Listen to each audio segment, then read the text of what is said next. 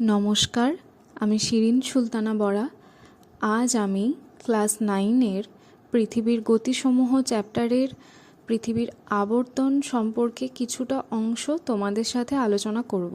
আমরা প্রত্যেকে জানি যে সৌরজগতের একমাত্র গ্রহ পৃথিবী, যেখানে প্রাণের অস্তিত্ব থাকার দরুন মানুষ বসবাস করে। আর এই যে তোমরা স্থির হয়ে বসে আমার ভিডিওটা শুনছো বা দেখছো, তোমরা কি সত্যিই স্থির হয়ে বসে আমার ভিডিওটা দেখছো? একদমই না, কারণ আমাদের এই পৃথিবীটা লাট্টুর মতো অনবরত নিজের অক্ষের চারিদিকে ঘুরে চলেছে। আর এই পৃথিবীর সাথে আমরাও ঘুরে চলেছি অনবরত। সূর্যকে আমরা প্রতিদিন পূর্ব দিকে উঠতে আর পশ্চিম দিকে অস্ত যেতে দেখি। এটা আসলে সূর্যের সামনে পৃথিবী নিজের অক্ষের চারিদিকে পশ্চিম দিক থেকে পূর্ব দিকে পাক খায়। এবার এখানে পৃথিবীর অক্ষ যেটা বলছি, এই পৃথিবীর অক্ষটা কি? যদি পৃথিবীর উত্তরে সুমেরু বিন্দু, তোমরা ছবির দিকে তাকালে লক্ষ্য করবে, উত্তরে সুমেরু বিন্দু এবং দক্ষিণে কুমেরু বিন্দু যোগ করে দিই, তাহলে দেখব পৃথিবীর মাঝখান থেকে একটা কাল্পনিক রেখা সৃষ্টি হয়েছে। এটাই পৃথিবীর অক্ষ, বা যেটাকে বলা হয় মেরু রেখা বা মেরুদণ্ড। বাস্তবে কিন্তু পৃথিবীর মাঝখান থেকে এইরকম কোনো রেখা নেই। পৃথিবী আবর্তন করছে বলেই ওই রেখাটা তৈরি হচ্ছে। যেমন ধরো, তোমরা যদি দেখো, অনেকে সুন্দর করে তারা আঙুলের ওপর ফুটবলটাকে ঘোরায়, তো ওখানে কি ফুটবলের মাঝখান থেকে কি কোনো দণ্ড থাকে বা কোনো কাঠি ঢোকানো আছে? নিশ্চয়ই না, কিন্তু ফুটবলটা ঘুরছে। এখানেও ব্যাপারটা সেই রকমই। আচ্ছা, এবারে আমরা জেনে নেব তাহলে পৃথিবীর আবর্তন গতি কি।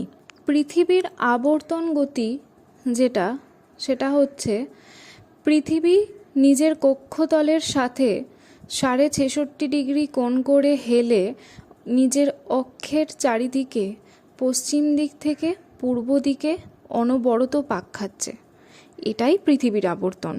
এবার আবর্তনের সময় পৃথিবীর অক্ষটি নিজের কক্ষতলের ওপর লম্বভাবে, মানে 90 ডিগ্রি কোণ করে কিন্তু থাকে না। তোমরা যদি পাশে ছবির দিকে লক্ষ্য করো, তাহলে দেখবে যে পৃথিবী কিন্তু একদমই কক্ষতলের ওপর লম্বালম্বি নেই, বরং কেমন রয়েছে, লম্ব অবস্থা থেকে 23.5 ডিগ্রি কোণে হেলে। পৃথিবীর এই আবর্তন গতি সম্পর্কে আর কি আমরা জানতে পারি? পৃথিবীর এই একটা পাক শেষ করতে সময় লাগে প্রায় 23 ঘন্টা 56 মিনিট 4 সেকেন্ড, অর্থাৎ প্রায় 24 ঘন্টা। আচ্ছা, এবার তোমরা একটু ছবির দিকে তাকাও।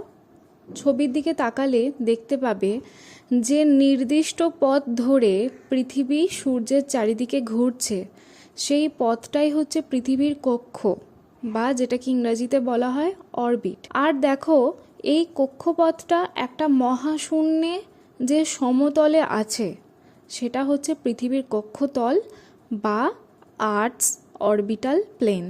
আগে আমি কি বললাম, যে পৃথিবীর অক্ষটি নিজের কক্ষতলের ওপর 23.5 ডিগ্রি কোণ করে হেলে আছে, তাই পৃথিবীর অক্ষ কক্ষতলের সাথে 66.5 ডিগ্রি কোণে হেলানো অবস্থায় একই দিকে মুখ করে থাকে। পৃথিবীর অক্ষটা কক্ষতলের সাথে 66.5 ডিগ্রি কোণে হেলে আছে বলেই কিন্তু 6 মাস উত্তর গোলার্ধ আর 6 মাস দক্ষিণ গোলার্ধ সূর্যের দিকে কাত হয়ে থাকে। তোমরা যদি ছবির দিকে তাকাও, তাহলে তোমরা এই জিনিসটা লক্ষ্য করবে।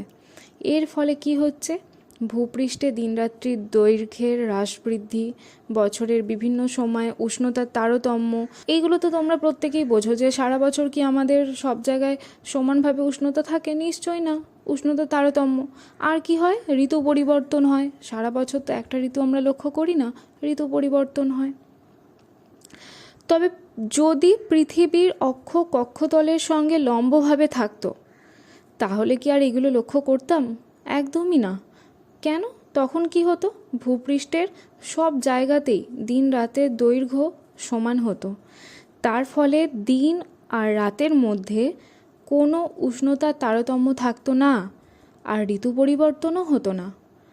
আর ঠিক এই রকম অবস্থাটা আমাদের পৃথিবীর কোন জলবায়ু অঞ্চলে পরিলক্ষিত হয় বলো তো? নিরক্ষীয় জলবায়ু অঞ্চলে দেখা যায়।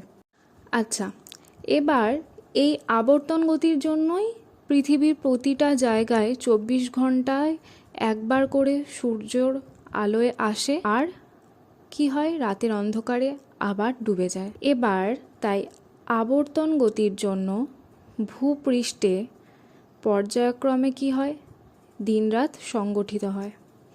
কারণ পৃথিবী গোলাকার, আর পৃথিবীর নিজের কোনো আলো নেই, সূর্যের আলোতেই পৃথিবী আলোকিত হয়। তাই আবর্তন করার সময় গোলাকার পৃথিবীর যেই অংশটা সূর্যের দিকে থাকে সেখানে সূর্যের আলো পড়ে, তার জন্য সেখানে কি হয়, দিন। আর বিপরীত দিকের অর্ধেক অংশটা যেটা সূর্যের দিকে থাকে না, সেখানে সূর্যের আলো পড়ে না, ফলে সেখানে কি হয়, রাত। পৃথিবীর এই আবর্তন যদি থেমে যায় তাহলে পৃথিবীর অর্ধেক অংশ কি হবে, শুধুই দিন, আর অন্য অর্ধেক অংশে কি হবে, শুধুই রাত। তখন পৃথিবী কি আর বসবাসের যোগ্য থাকবে? একদমই না, পৃথিবী তখন বসবাসের অযোগ্য হয়ে যাবে। আচ্ছা, এবার এই যে পৃথিবীর আবর্তন গতি, এইটার গুরুত্বটা তাহলে কোনখানে? যেটা একটু আগেই বললাম যে এই আবর্তনের ফলেই তো কোনো স্থানে 12 ঘন্টা দিন আর কোনো স্থানে 12 ঘন্টা রাত হচ্ছে। আর কি হচ্ছে, আবর্তন গতির জন্য আমাদের সময় গণনার সুবিধা হচ্ছে। কেমন সেটা? পৃথিবীর আবর্তন গতির ফলে তৈরি মোট আবর্তন কালকে যদি 24টা ভাগে ভাগ করি আমরা, তখন কি দেখব, প্রত্যেকটা ভাগে 1 ঘন্টা করে সময় ধরা হচ্ছে। আবার 1 ঘন্টাকে 60 মিনিট, আর এই 1 মিনিটটাকে 60 সেকেন্ডে ভাগ করা হচ্ছে। আবর্তন গতির ফলে কি হচ্ছে, আর দিন রাত্রি হচ্ছে, বায়ুপ্রবাহ হচ্ছে, জোয়ার ভাটা সৃষ্টি হচ্ছে।